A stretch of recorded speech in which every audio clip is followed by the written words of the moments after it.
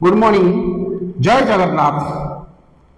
दर्शक बंधु कथार अच्छी आलू गचर आलू फले बैगण गचर बैगण लाउ गचर लाउ फले भेंडी गचर भेंडी। दर्शक बंधु आम कहार अभिप्राय आज आम आसीचु गोटे बुद्धाश्रम को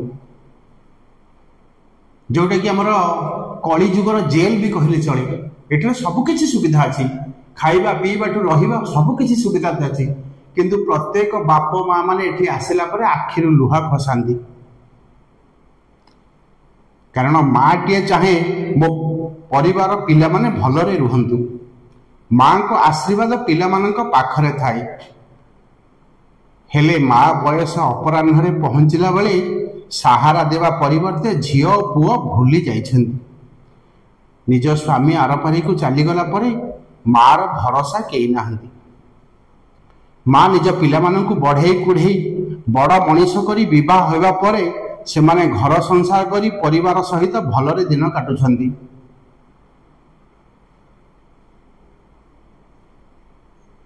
हेले बाप माँ कथा किए बा बुझे। अनेक बाप माँ परिवार अपहरित होई वृद्धाश्रम रे शेष समय काटुछन्ति। किंतु दर्शक बंधु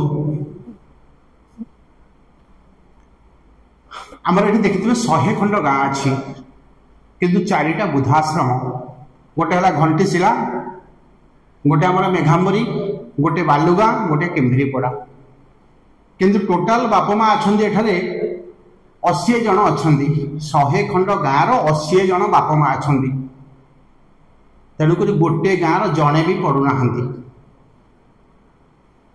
एबे आमर भेटसर यात्रा जो आंकरिंग करूँ सपोज जहाँ बाप माँ थे वृद्धाश्रम कि जे बाप माँ को खाया दौन थो सी आंकरिंग कर चली था किंतु ये बंधु कौन करती दीपट को चाहती काले मत किए देखे कि मत किए चाहूँगी कि कथार अच्छी कल्पना मूले काल थाई प्राणीता जानी न पार किंतु आजिकल जो आधुनिक बोहू मैंने आसिल सी बाप माँ कि शाशु शशुर सबकि भूलीगल।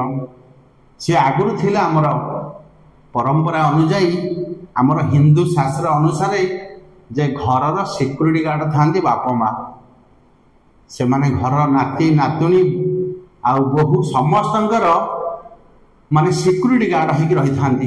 जदि बाहर कौन लोक आसला सी आगे प्रथमे बाप माँ को पचार किंतु आज से सब किसी दूर हो जाइए किंतु आपण सब करंतु किंतु ए कलंकटा जीवन सारा रहिबो। बहुत मुझे देखुची बहुत ही बाप माँ को खाया को दौना किए बाप माँ को घर काटी दूची किए बाप माँ को वृद्धाश्रम को छाड़ी दूची किए तो निजे खुद घर छाड़ी पड़ोची आउ किए किए भी अंतिम टाइम रे तांकु शुद्ध क्रिया भी होना किंतु बंधु दर्शक बंधु काल तो जीव किंतु कथा रही आपणक पिले माने जुआड़े बाहा तोला होगी जीवे झील हो बा पिओ हो जदि केतने बाईचान्स कथा पड़े से माने यही गोटिक फेर नुआ करदे जे ता बाप माँ जो थुर पिला से मुझे कहली जे आलू गछरे आलू फले बैगण गछरे बैगण केबे भेंडी फलिबनी बाप माँ चरित्र निश्चय पिला मानक ऊपर पड़िबो। केतले हेले पिला मानकु भल कथा पदे शिखैछ ना तमे जो थरु तम पिला मानकु तमे सही शिक्षा दब क्या तम मुहरु केते भल कथा पदे आशा करा जाएनी। जो बाप माँ आज 20 वर्ष कि 25 वर्षर करके भेंडा करके बाहा कले कहीं से तो पुआटा अलग है नथिला किंतु आजिकल तो मुझे देखुची प्राय माने दियर देढ़शुर को सब भूली जाती किंतु निज भौणी की जाबुड़ी की धरी था निज भौणी घर संपर्क को बाप घर संपर्क को आबुड़ी की धरी था किंतु तम मान भाया जो कलंकिनी स्त्री आज देख केते बाप माँ आज ये लुह खसौंट केते दुख कष्ट खाऊं मो खाइबा पीवार ये असुविधा ना असुविधा हूँ ना पाखरे ना पुओ अच्छी ना बोहू अच्छी ना नाती अच्छी ना नातुनी अच्छी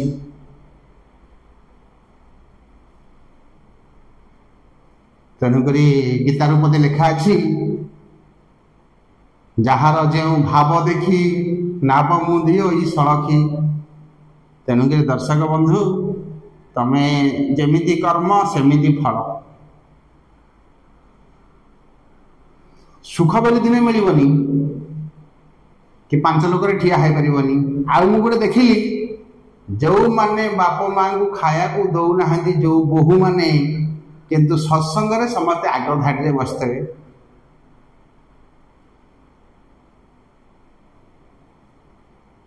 ଏବେ ସାବିତ୍ରୀ ଆସୁଛି, ପ୍ରତ୍ୟେକ ଘରେ ସାବିତ୍ରୀରେ ସ୍ୱାମୀ ଆଉ ଶାଶୁ ଶ୍ୱଶୁରଙ୍କର ଗୋଡ଼ ଧରିକି ମୁଣ୍ଡିଆ ମାରେ।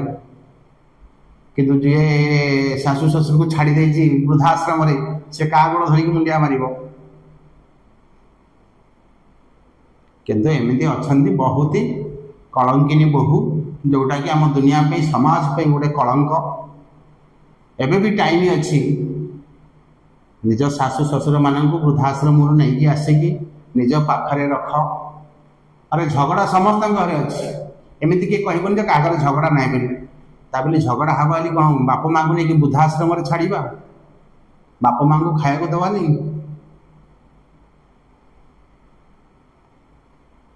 ନିଜେ ଚିନ୍ତା କର, ଯଦି ଗୋଟିଏ ଗାଁରେ ଗୋଟିଏ ଲୋକ ଯାଉଛି, ତାହେଲେ ଆପଣ ଯଦି ହେଇଥିବେ 2 ଭଉଣୀ କି 3 ଭଉଣୀ କି 4 ଭଉଣୀ 5 ଭଉଣୀ, ତାହେଲେ 5 ଭଉଣୀ ଯାକର କ'ଣ ଶାଶୁ ଶ୍ୱଶୁର ଯାଇଛନ୍ତି?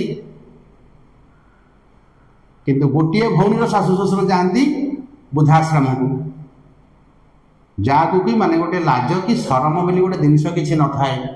ସେମାନେ ସରମକୁ ଡରନ୍ତିନି। ବଜାରରେ ଭିଖାତ୍ରୀ ହିସାବରେ ବୁଲନ୍ତି।